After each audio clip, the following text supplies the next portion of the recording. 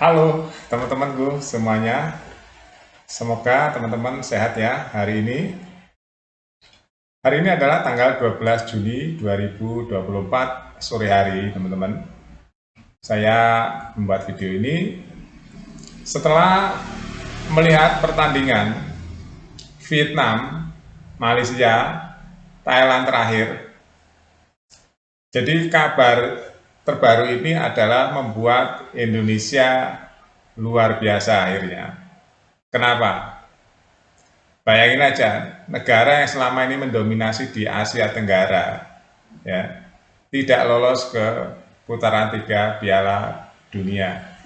Jadi Thailand, Vietnam, Malaysia, ya, 3 negara ini yang selama ini menjadi musuh bebuyutan Indonesia tidak lolos ke putaran 3 Piala Dunia, teman-teman, kualifikasi Piala Dunia 2026 ya. Jadi Malaysia ini tidak lolos teman-teman karena Kyrgyzstan menahan imbang Oman ya. Akhirnya Kyrgyzstan memimpin di atas Malaysia 10 poin, Kyrgyzstan 11 poin. Terus Thailand juga begitu teman-teman ya. Thailand poinnya sama dengan Cina tapi kalah head to head. Akhirnya Cina yang masuk, Thailand yang gagal. Vietnam, kalau Vietnam udah pasti ya langsung nggak lolos dia karena Indonesia menang. Dan Vietnam kalah 3-1 dari Irak. Udah pasti Vietnam nggak lolos ya. Karena Indonesia 10, Vietnam 6. Ini artinya apa? Artinya Indonesia sekarang teman-teman sudah progresivitasnya sudah di atas Thailand, di atas Vietnam, di atas Malaysia. Mudah-mudahan nih ya teman-teman, Indonesia akan semakin kuat. Kenapa? Pertama, pemainnya muda-muda. Kedua, ketum PSSI-nya berkelas. Erick Thohir berkelas internasional. Ya, seorang pemilik klub internasional. Yang ketiga, pelatihnya juga kelas internasional. Ya, ini yang akan membuat timnas Indonesia semakin kuat. Keempat, nah ini nih teman-teman, pasti Erick Thohir akan mencari pemain lagi untuk memperkuat timnas Indonesia di round ketiga ini. Ini yang nanti akan membuat timnas Indonesia semakin kuat. Ya, jadi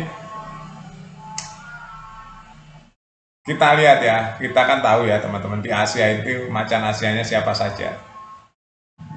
Ada Jepang, Korea, Iran, Irak, Arab Saudi, ya, Qatar, Uzbek, Australia, ya. Itu macan Asia. Timnas Indonesia mau nggak mau harus menyesuaikan diri dengan mereka-mereka ini kalau ingin lolos ke Piala Dunia. Nah, Erick Thohir tahu itu, teman-teman. Ini yang saya sudah sering katakan. Erick Thohir tahu itu. Makanya setelah ini Erick Thohir nggak akan berhenti. Dia akan mengurusi Martin Paes tuh. Gimana sidangnya di CAS? Sampai di mana? Kalau bisa secepatnya selesai sehingga nanti bulan September sudah bisa bela timnas Indonesia. Ya, itu yang pertama. Karena kiper Indonesia salah satu kelemahannya ya, walaupun Hernando bagus sekali Hernando. Cuma karena fisiknya kurang tinggi ya. Kadang-kadang kalau tendangan atas itu dari jarak jauh itu yang kelemahan nggak sampai Hernando itu. Yang pertama. Yang kedua, ada kelemahan-kelemahan di striker ya. Belum ada eksekutor yang benar-benar house goal. Ini yang akan dicari oleh Erick Thohir, oleh Sintayong juga. Nah, itu yang menjadi PR. Berarti masih ada beberapa pemain yang akan dicari lagi oleh PSSI dan Sintayong untuk memperkuat, untuk menaikkan level timnas Indonesia sejajar dengan Korea, Jepang. Kalau bisa lebih, ya. Dan Sintayong tahu itu, karena Sintayong adalah pelatih Korea Selatan, timnas Korea Selatan. Dia tahu standar Korea Selatan. Ya, teman-teman, itu yang kelebihan Indonesia. Kalau Indonesia dipegang pelatih lain, nggak ngerti standar Asia itu seperti apa. Sintayong tahu standarnya Korea Selatan dan standarnya Jepang. Ini negara ini yang sama-sama kuat. Korea Selatan juga pernah mengalahkan Jepang, Jepang pernah mengalahkan Korea Selatan. Jadi Sintayong tahu harus ngapain nih terhadap timnas Indonesia. Apa yang harus digeber, fisiknya, ya, larinya, cara bermainnya, taktikalnya. Ini yang Sintayong akan godok habis-habisan ini nanti. Karena udah lolos nih. Udah lolos ke fase 3. Dan ini sejarah buat Indonesia. Ya, ini penting nih teman-teman ya. Jadi bukannya Indonesia tambah lemah, setelah lolos ini Indonesia akan tambah kuat. Ada lagi faktor X, faktor yang nggak kelihatan, yaitu semangat para pemain timnas Indonesia itu akan semakin membara. Karena dia akan menyongsong Piala Dunia 2026. Ini akan membuat pemain timnas Indonesia semangatnya tinggi.